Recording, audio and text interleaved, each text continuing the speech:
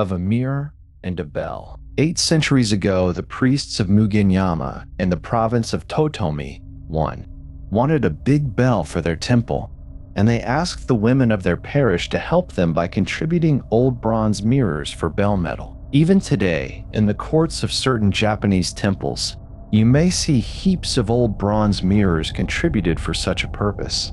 The largest collection of this kind that I ever saw was in the court of a temple of the Jodo sect at Hakata in Kyushu.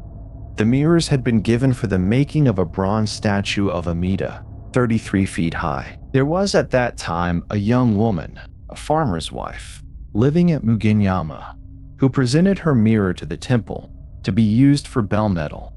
But afterwards, she much regretted her mirror. She remembered things that her mother had told her about it, and she remembered that it had belonged not only to her mother, but to her mother's mother and grandmother. And she remembered some happy smiles which it had reflected. Of course, if she could have offered the priests a certain sum of money in place of the mirror, she could have asked them to give back her heirloom, but she had not the money necessary. Whenever she went to the temple, she saw her mirror lying in the courtyard, behind a railing, among hundreds of other mirrors heaped there together. She knew it by the Korshochikubai in relief on the back of it, those 3 fortunate emblems of pine, bamboo, and plum flower, which delighted her baby eyes when her mother first showed her the mirror. She longed for some chance to steal the mirror and hide it, that she might thereafter treasure it always. But the chance did not come, and she became very unhappy, felt as if she had foolishly given away a part of her life. She thought about the old saying that a mirror is the soul of a woman, a saying mystically expressed by the Chinese character for soul upon the backs of many bronze mirrors, and she feared that it was true in weirder ways than she had before imagined. But she could not dare to speak of her pain to anybody. Now, when all the mirrors contributed for the Mugenyama bell had been sent to the foundry, the bell founders discovered that there was one mirror among them which would not melt. Again and again they tried to melt it, but it resisted all their efforts. Evidently, the woman who had given that mirror to the temple must have regretted the giving. She had not presented her offering with all her heart, and therefore her selfish soul, remaining attached to the mirror, kept it hard and cold in the midst of the furnace. Of course, everybody heard of the matter, and everybody soon knew whose mirror it was that would not melt. And because of this public exposure of her secret fault, the poor woman became very much ashamed and very angry. And as she could not bear the shame, she drowned herself, after having written a farewell letter containing these words: "When I am dead, it will not be difficult to melt the mirror and to cast the bell. But to the person who breaks that bell by ringing it, great wealth will be given by the ghost of me." You must know that the last wish or promise of anybody who dies in anger or performs suicide in anger is generally supposed to possess a supernatural force. After the dead woman's mirror had been melted and the bell had been successfully cast, people remembered the words of that letter. They felt sure that the spirit of the writer would give wealth to the breaker of the bell. And as soon as the bell had been suspended in the court of the temple, they went in multitude to ring it. With all their might and main they swung the ringing beam, but the bell proved to be a good bell, and it bravely withstood their assaults. Nevertheless, the people were not easily discouraged.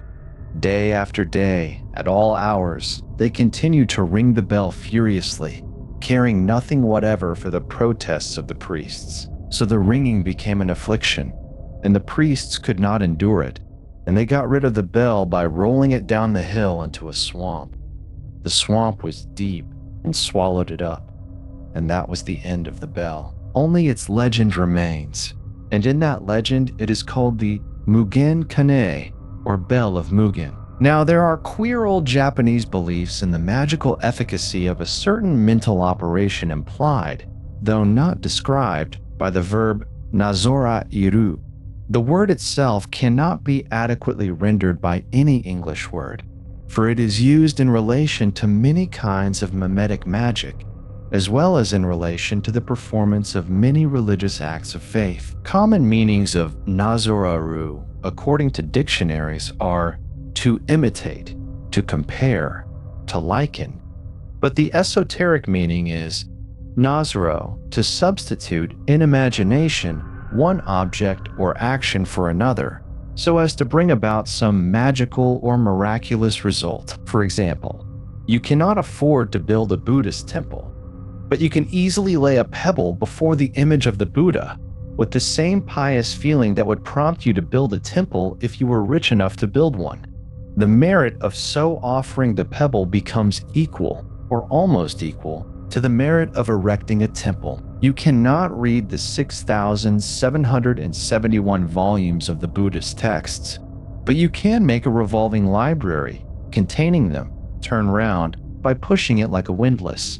And if you push with an earnest wish that you could read the 6,771 volumes, you will acquire the same merit as the reading of them would enable you to gain. So much will perhaps suffice to explain the religious meanings of Nazoraeru. The magical meanings could not all be explained without a great variety of examples, but for present purposes, the following will serve.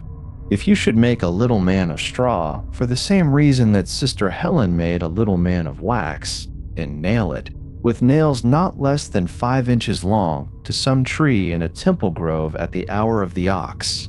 2. And if the person, imaginatively represented by that little straw man, should die thereafter in atrocious agony, that would illustrate one signification of Nazoraeru. Or, let us suppose that a robber has entered your house during the night and carried away your valuables. If you can discover the footprints of that robber in your garden, and then promptly burn a very large moxa on each of them, the soles of the feet of the robber will become inflamed and will allow him no rest until he returns, of his own accord, to put himself at your mercy. That is another kind of mimetic magic expressed by the term Nazoraeru. And a third kind is illustrated by various legends of the Mugen Kane. After the bell had been rolled into the swamp, there was, of course, no more chance of ringing it in such wise as to break it. But persons who regretted this loss of opportunity would strike and break objects imaginatively substituted for the bell, thus hoping to please the spirit of the owner of the mirror that had made so much trouble. One of these persons was a woman called Umege, famed in Japanese legend because of her relation to Kajiwara Kageshu, a warrior of the Heike clan. While the pair were traveling together, Kajiwara one day found himself in great straits for want of money, and Umege, remembering the tradition of the Bell of Mugen, took a basin of bronze and, mentally representing it to be the bell, beat upon it until she broke it, crying out at the same time for 300 pieces of gold. A guest of the inn where the pair were stopping made inquiry as to the cause of the banging and the crying, and, on learning the story of the trouble, actually presented Umege with 300 herbwaro, Therian gold. Afterwards, a song was made about Umege's basin of bronze, and that song is sung by dancing girls even to this day. Umege no kozubachi tataite, okane ga deru naraba. Minasan miyoke wo sore tanomimas. If, by striking upon the wash basin of Umege, I could make honorable money come to me, then would I negotiate for the freedom of all my girl comrades. After this happening, the fame of the Mugen Kane became great, and many people followed the example of Umege, thereby hoping to emulate her luck. Among these folk was a dissolute farmer who lived near Mugenyama on the bank of the Oigawa. Having wasted his substance in riotous living, this farmer made for himself, out of the mud in his garden, a clay model of the Mugen Kane, and he beat the clay bell and broke it, crying out the while for great wealth. Then, out of the ground before him, rose up the figure of a white-robed woman with long, loose-flowing hair, holding a covered jar. And the woman said, "I have come to answer your fervent prayer as it deserves to be answered. Take, therefore, this jar." So saying, She put the jar into his hands and disappeared. Into his house, the happy man rushed to tell his wife the good news. He set down in front of her the covered jar, which was heavy, and they opened it together, and they found that it was filled up to the very brim with, but no, I really cannot tell